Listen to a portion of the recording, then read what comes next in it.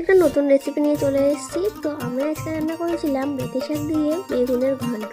তো কীভাবে রান্না করলাম সেটা তোমাদের সাথে শেয়ার করি। তো প্রথমে শাকটাকে আমরা সিদ্ধ করে নিয়েছিলাম জলে নুন দিয়ে।